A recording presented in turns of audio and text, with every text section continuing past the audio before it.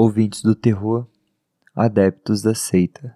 O episódio de hoje pode conter material sensível que desperta memórias, incômodos ou feridas abertas. Sugerimos cautela. Se algo tocar fundo demais, você tem o direito de interromper o rito. E como sempre, fones de ouvido são essenciais. Eles não servem apenas para ouvir, mas para selar o pacto. Aceita te ver, aceita te ouvir. O terror te guia.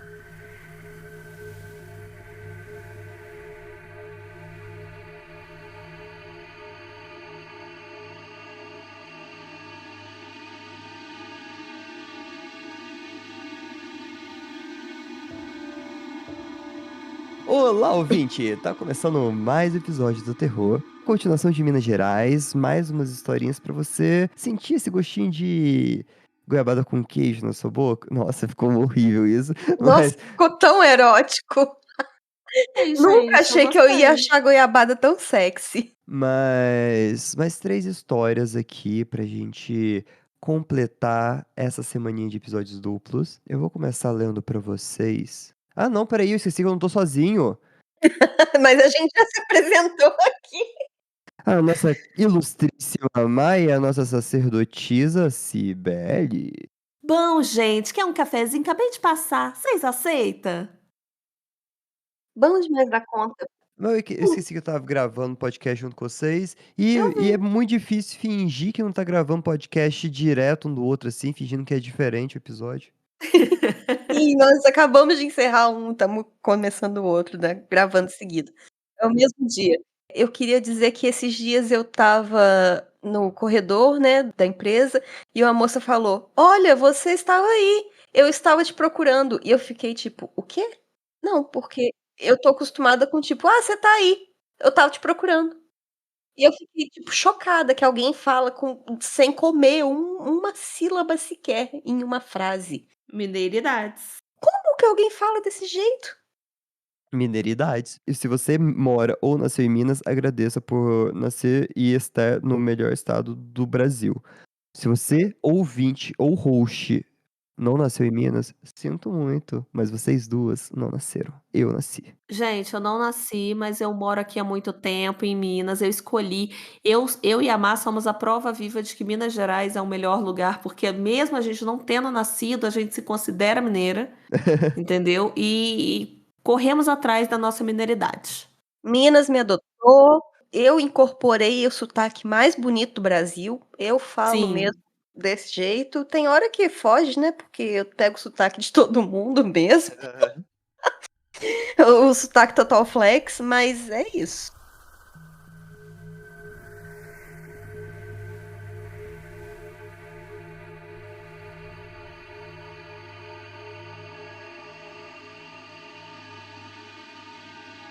Vocês acreditam em duendes, gnomos?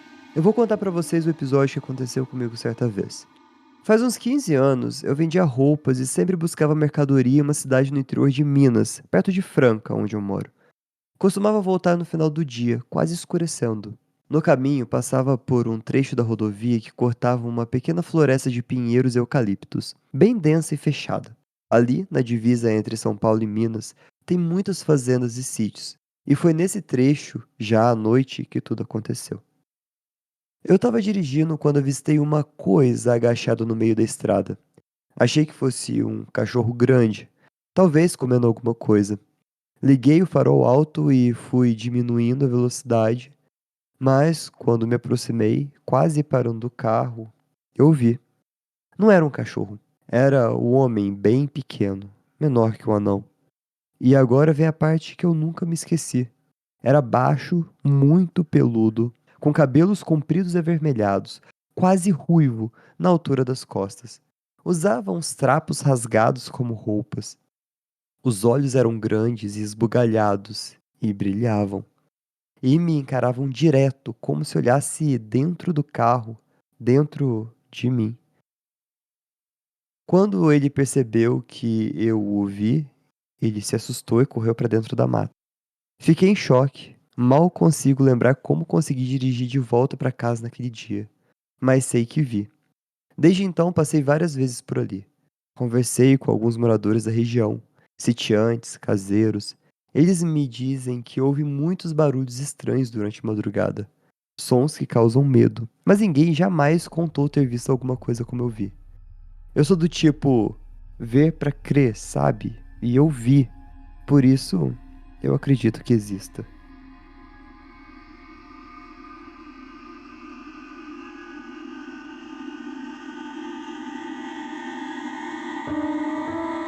Tava descrevendo e eu tava pensando assim, gente, é um leprechaun. Uhum. Porque o leprechaun é essa figura, é do folclore, É irlandês. só que eles são mais ajeitadinhos e tal, só que tava descrevendo muito barbinha ruiva, coisa e tal, é muito leprechaun. Só que geralmente os leprechauns são tão, tipo assim, é bem aquele duendezinho, o estereótipo de duende do pote de ouro no final do arco-íris, né? Que veste verde, aham. Que veste verde e tal. É. Só que esse tava meio maltrapilho, né? Ele deve ter perdido o pote de ouro dele. Perdeu tudo com o jogo, perdeu tudo no tigre. Apostei tudo no tigrinho e perdi. Veja como saí da Irlanda e fui morar em Borda da Mata, em Minas Gerais. Gente, desvendamos esse caso, é basicamente isso. Eu fiquei com a imagem dos trolls, do filme Trolls, na cabeça. Sei. Eu Ficou tava também. imaginando um leprechaunzinho, bem ruivinho.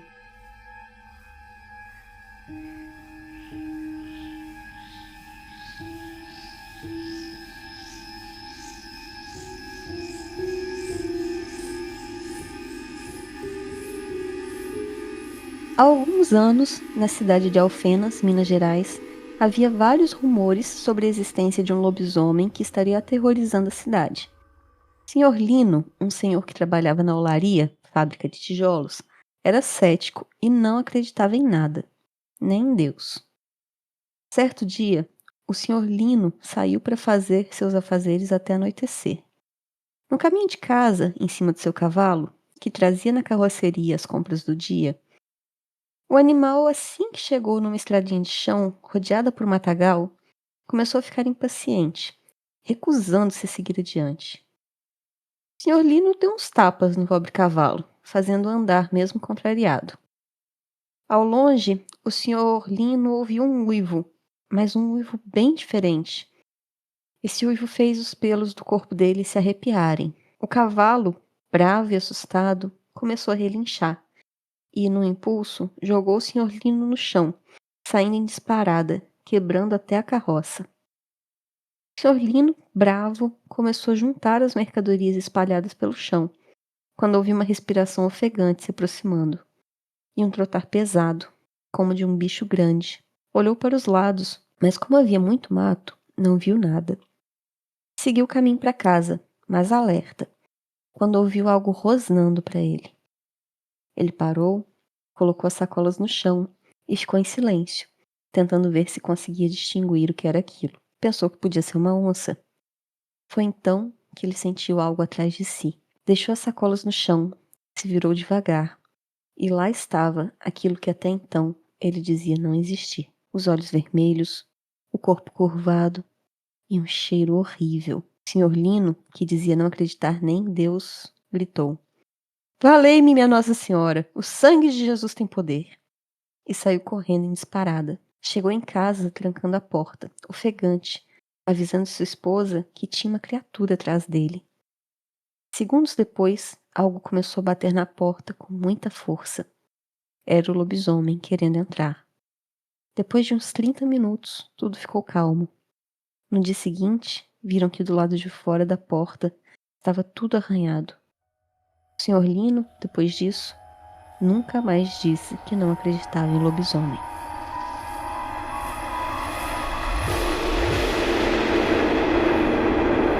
Senhor Lino saiu de ateu para católico desde criancinha.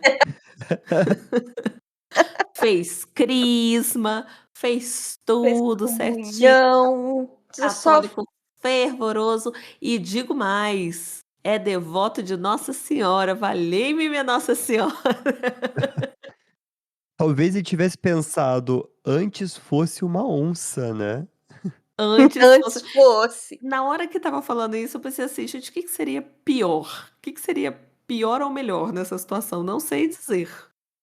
Então, eu lembro de ter visto que a onça pintuda é um dos piores felinos, tipo, piores, eu digo, Vai tomar no coça, pintuda.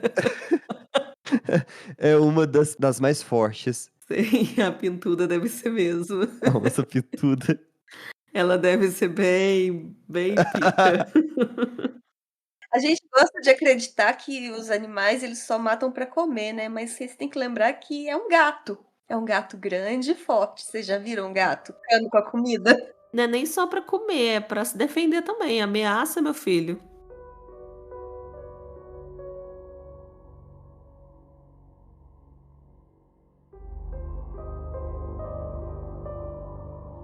No início dos anos 60, a pacata cidade de Varginha, em Minas Gerais, foi palco de uma história assustadora envolvendo um suposto lobisomem.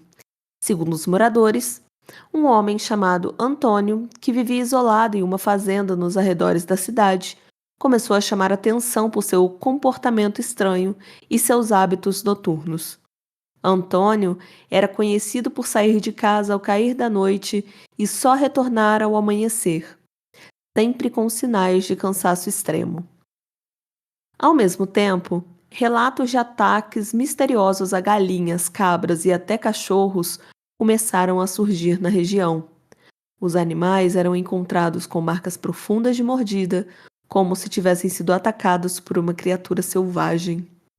O ponto alto da lenda ocorreu em uma noite de lua cheia, quando um grupo de agricultores afirmou ter avistado um grande lobo humanoide nos campos.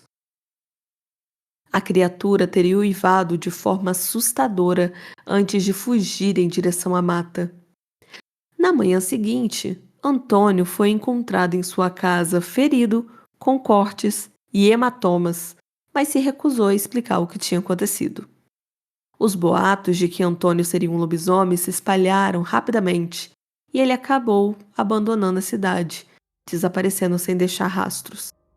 Até hoje, moradores mais antigos contam a história com riqueza de detalhes e algumas famílias juram ainda ouvir uivos estranhos nas noites de lua cheia.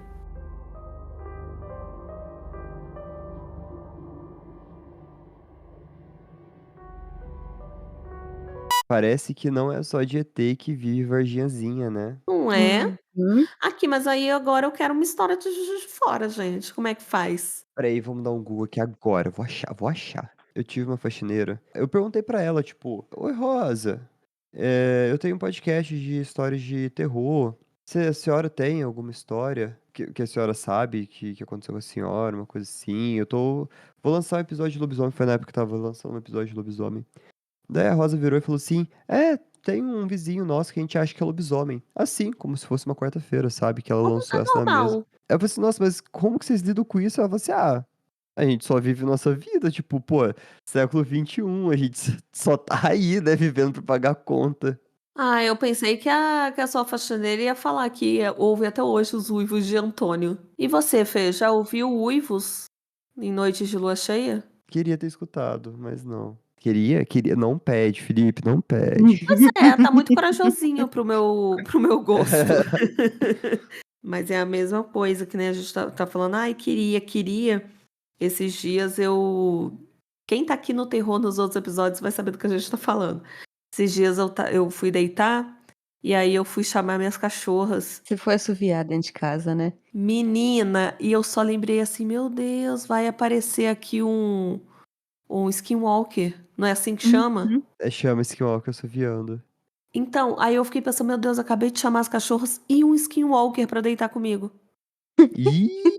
Só lembrei de vocês, mas vieram só as cachorras, então tá tudo Que bem. bom. Você tem certeza que suas cachorras são as suas cachorras? Não, não tenho. Hum. Não tenho.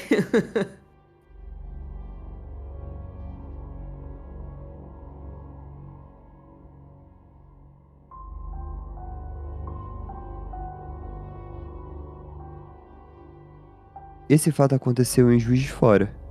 Morei nessa cidade há tempos e já tinha conhecimento da história de uma mulher que, no dia do seu casamento, o mais feliz da sua vida, a mesma descobriu que estava sendo traída e abandonada. A mulher, em desespero, já dentro do seu carro, completamente transtornada, se dirigiu para o Morro do Imperador, sendo que perdeu o controle do veículo e veio a perder a sua vida. Como era noite de sábado e neste local havia um restaurante em seu topo, eu resolvi ir lá. O famoso Morro do Cristo. O caminho é cheio de curvas e sem iluminação nenhuma. Já no trajeto, o carro começou a engasgar, como se a gasolina tivesse acabado. Saí do mesmo para ver o que aconteceu, quando ouvi uma voz. E quando eu olhei em direção à mata, eu vi umas vestes brancas que lentamente e muito lentamente se aproximava, cada vez mais perto. Entrei de novo no carro e tentei ligar, mas nada, e dentro do carro eu perdi a visão da criatura. Foi nesse momento, em total desespero, que eu saí do carro e me confrontei de frente com a alma dela. Foi aí que.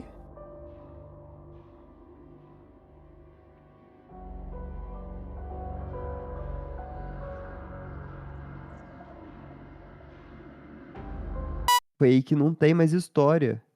Nossa, eu me senti Rapaz. naqueles videozinhos do Instagram que você tem que entrar no Instagram pra achar parte 2 e não tem parte 2. Não tem, cadê? Ah, que ódio. Não tem continuação? Para aí, foi aí que. Aí você tira suas próprias conclusões. Eu achei o do Capa Preta, quer que eu leia? Por favor. Uhum.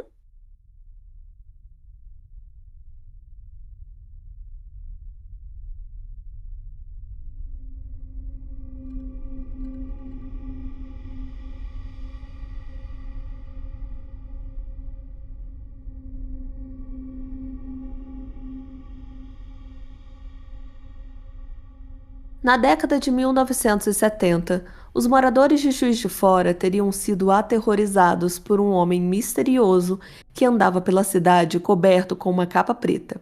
Como se isso já não fosse estranho bastante, algumas pessoas afirmaram que foram atacadas por esse ser. A população, claro, entrou em pânico. Grupos de habitantes se formaram para caçar o tal capa preta. O resultado de fazer justiça com as próprias mãos foi desastroso. Pessoas que não tinham nada a ver com a história, como um padre, confundido por causa de sua batina, foram castigadas. Até mesmo o exército tentou resolver o mistério. Mas o caso pareceu se resolver sozinho, pondo um fim à histeria.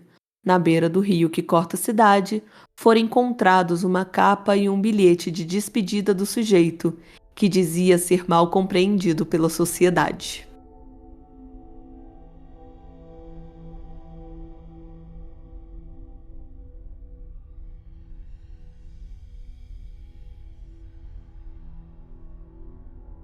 É essa a história do Capa Preta. E pior que eu lembro de uma pessoa me contando, eu fazia aula de teclado. Eu não lembro o bairro, gente, desculpa. E aí eu ia e vinha de ônibus com uma senhora da igreja, né, que já morava em Juiz de Fora desde criancinha. Eu não lembro se ela era nascida lá. Mas eu lembro que a gente passou por uma rua onde ela tinha crescido. E aí o que ela contava? Que uma vez ela voltando, não tinha iluminação e tal, tava ela com a irmã dela. E elas ouviram um som de um cavalo. Quando elas viraram para olhar, tinha uma neblina muito densa. E quem conhece o Juiz de Fora sabe que do nada tem rua ali que enche de neblina de uma vez, né? Não sei se Sim. você já viu aí, mas sim, algumas vezes. Mais em bairros mais altos, assim. Rola É. bastante. E assim, surgiu a neblina rápida, elas olharam para trás, estavam ouvindo cavalo, mas não viram nada.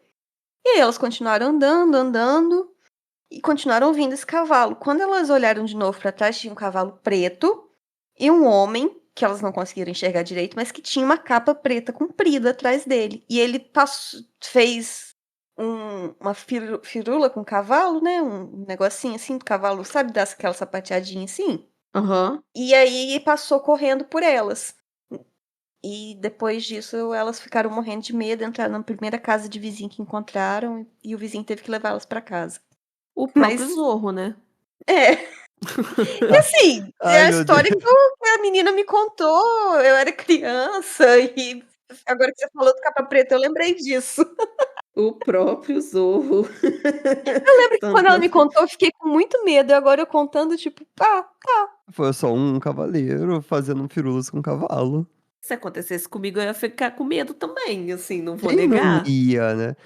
Mas Silvia, você já É. viu ou já ouviu foi o relinchar do cavalo do Zorro? Ou você já viu o Homem da Capa Preta? Já achou as Nunca vi o capas? Homem da Capa Preta. Eu acho que realmente o Homem da Capa Preta ele se despediu e foi-se. Porque eu não vi. Dizem que foi na época na década de 70, né? E aí eu fico pensando, gente, coitado do padre, que toda vez que você vê esse relato, essa lenda por aí, sempre falam da justiça com as próprias mãos que as pessoas foram tentar fazer para acabar com capa preta. E, e aí um padre apanhou, tipo, véi, Que dó, velho. coitado do padre, sabe? Gente, não façam justiça com as próprias mãos, não dá certo. Sempre quem vai sofrer é um inocente nessa história. Mas aqui em Juiz de Fora também tem histórias assustadoras. Tipo, teve uma vez que a gente tava gravando história do oficial de resgate. Uhum. E a gente Eu foi gosto gravar dessa. no Museu Mariano Procópio. E Uh, aí a gente foi várias vezes, coisa e tal. E aí teve uma vez que a gente foi, e toda vez que a gente tinha que falar que a gente tava indo pra gravar, né? uhum. Teve uma vez que a gente foi, que aí o rapaz perguntou: Ah, vocês vão gravar pro YouTube? Eu falei assim: sim, a gente tem um canal de terror. Gente, foi eu falar isso, ele começou a me contar um monte de história de terror, que dizem que esse Museu Mariano Procópio, ele é super assombrado, assim. Uhum. Tem várias histórias do museu, de que tem um relógio lá, que é icônico, que bate sempre, o relógio não funciona há não sei quanto tempo, mas falam que ele toca certo horário, coisa e tal. Tem umas coisas assim, tem umas histórias bem assustadoras de fantasma. E não rolou uma entrevista com ele? Não rolou uma entrevista com ele, eu fiquei conversando Ah, com ele, fiquei conversando bastante. mas um toque assim, gravadinho, depois upado. Que Não, meu delícia, amor, hein? mas dá pra eu fazer isso agora. Eu vou lá conversar com qualquer funcionário vai ter história. Eu ia no museu, eu era muito criança quando eu ia no Mariano Procópio, mas eu lembro que tinha uma energia muito ruim. Eu não cheguei a conhecer nenhuma história, mas a energia lá era ruinzinha, viu? O Vitor, E o meu olha, noivo, ele trabalhou no Museu Mariano Procópio, ele não viu nada, assim, não passou por nada. Só que você vai lá, você encontra com qualquer funcionário, eles têm história. é, Lugares assim, cara, eu daria pra fazer, tipo, várias coisas só entrevistando pessoas contando histórias assustadoras. Porque tem muita gente que viu muita coisa, né? Sim, tem. E lugares assim como o museu, às vezes até. Ah, sei lá. Não só museu, cara. Lugares que tem muita história, né? Que tem bastante coisa carregada, sempre tem muita gente que viu alguma coisa. É, sabe, prédios tombados que tem essa coisa mais antiga, essa energia mais renovada. Sim, sim. Mas então, agora a gente fez casa pra todo mundo. Má foi agraciada 2 vezes, né? Porque ela morou em Juiz de Fora e em Varginha também. É Então. verdade. Viu? Bati o pé e consegui uma homenagem também. Forçada, Uh! forçada, mas consegui. Não, valeu a pena, valeu a pena. Então, é isso, pessoal. Eu espero que vocês tenham gostado dessa semana com histórias de Minas Gerais. Meninas, eu espero que vocês tenham gostado também desse Eu amei. tema. Adoro amei demais, mineridade. muito bom. Uhum. Muito bom mesmo, pessoal do chat, vocês também. Eu espero que vocês tenham gostado. Agradecer aqui o pessoal que acompanhou a nossa gravação. E se você quiser fazer parte da seita, é só você entrar no apoia.se/terror na esquina, que a partir de R$ 5 você já está no nosso grupo e também no chat do Discord. E com 15 você já desbloqueia episódios novos e tem também recompensa física para assinantes. Esse semestre vai estar indo um marcador de páginas, adesivos e o boneco do terror, do Fantasminha. Então fiquem de olho. E é isso. Não esqueçam, não esqueçam, não esqueçam de acessar aquele canal incrivelmente fodástico da nossa queridíssima Cibele na Terra do Medo, a nossa sacerdotisa aqui do podcast. Euzinha, tá rolando série de creepypasta, hein, gente? Ainda estamos com o do Inquilino. do inquilino. O inquilino antigo do meu apartamento deixou um bilhete, eu não sei se quero mais morar aqui. Sim, esse título é enorme. Filipinho fez um favorzinho pra você, hein? Fez, gente. Nossa, toda vez que eu gravo essa creepypasta, eu lembro do Fê, que ele simplesmente me indicou. Eu queria só uma creepypasta de 15 minutos, ele me deu uma série de 8 E episódios. tá boa? Tá ótima, tá Ah, não, ótima. então, O pessoal então tá tá bom. amando. Eu fiquei semana passada sem postar e quase vieram aqui na porta da minha casa cagar na minha porta. Cagar na tua porta, boa. Pra Boa. vir limpar a casa e dar a mãozinha pra gente adiantar as Ninguém coisas e vem. gravar, ninguém vem, mas pra cagar na porta? Cagar É na dois porta pedindo palitos. creepypasta, o pessoal aparece. Então, se vocês querem creepypastas assim, tipo, episódios certinho na sua mesa, apoia a Cibs, apoia a gente, apoia todo mundo com R$ 5 aí, ó, café, menos que um expresso. É Eu sei que verdade. expresso aqui, ó, aqui em Varginha, expresso é R$ 8,50. Tá Então é caro, quase a hein? metade. caro. Tá caro, então dê valor que a gente é bem acessível. Mas se não puder, divulga a gente. Mas cuidado por onde vocês passam nessas estradas de Minas Gerais e cuidado nas esquinas. Tchau. Tchau. Tchau.